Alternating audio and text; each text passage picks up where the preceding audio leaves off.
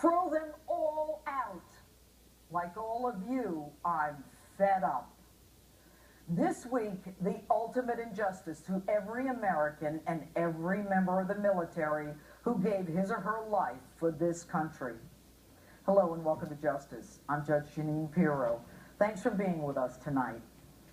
This week, parents of young Americans killed in action on foreign soil, their bodies in cold coffins, loaded onto a cargo plane to Dover Air Force Base, were told there would be no death benefits, no burial expenses, no money of any kind. We are the most powerful country in the world, the most militarily advanced. We deliver the worst possible news to parents.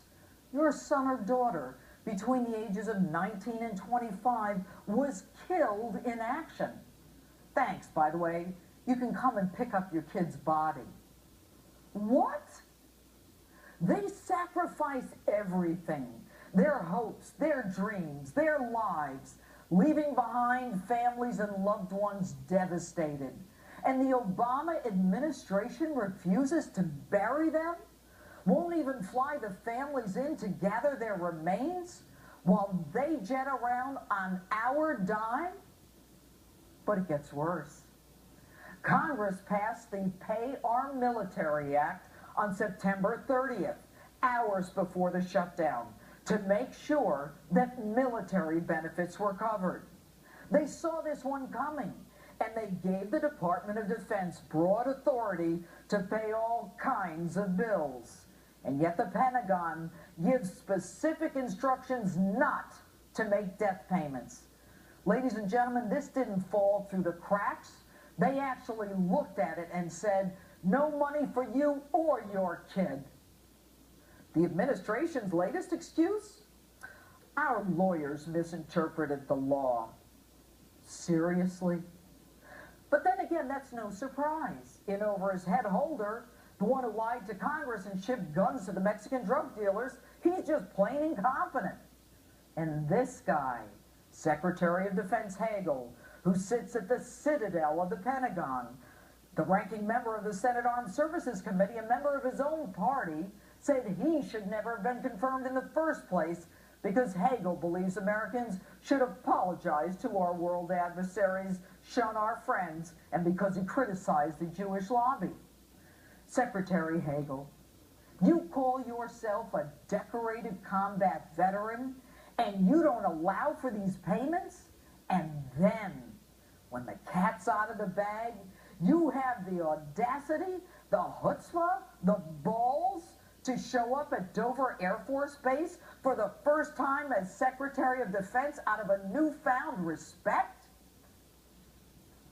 I've seen this video before. And where the hell were the Joint Chiefs in all of this? How dare you stand silent while the men and women under you are treated like trash?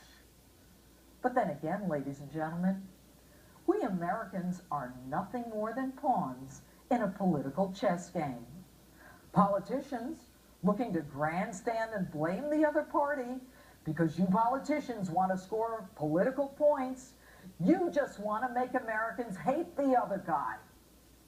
Well, I have news for you. We are disgusted with all of you. This great nation is drowning in a sea of debt at a record pace, and you refuse to address the overspending, the fraud, the waste, the free giveaways, and your solution? Raise the debt limit. And Mr. President, with all due respect, you have a family of 4. May I ask you a simple question?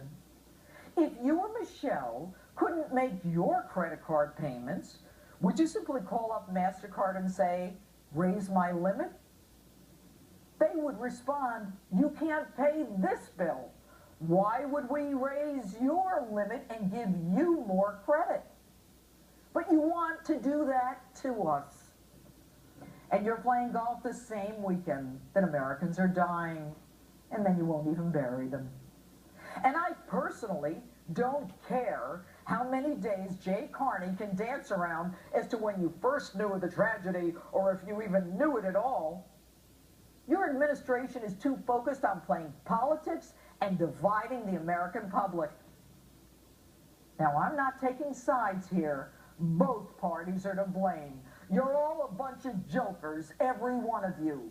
You wait until the last minute to deal with a crisis, and a CR is all you can come up with?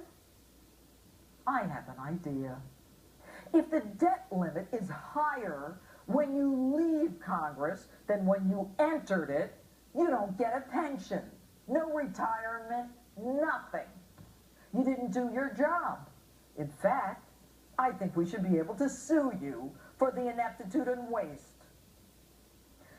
A few weeks ago, I talked about how Russian President Putin played you, Mr. President, in the Syria debacle.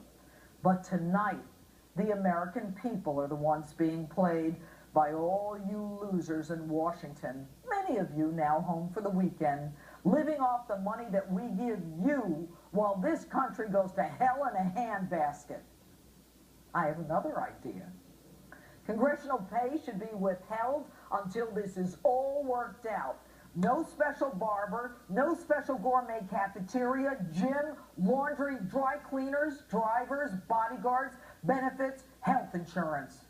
Roll up your sleeves, get your hands dirty, put aside your disgusting egos, go to work and figure this one out. An American flag flies in front of my home. My father and grandfather fought proudly for this nation in World War II. They and all the veterans like them are looking down at us disgusted. I am ashamed of how the families of our fallen soldiers were treated. You know, I talk about justice all the time, but if ever there were an injustice, this is it.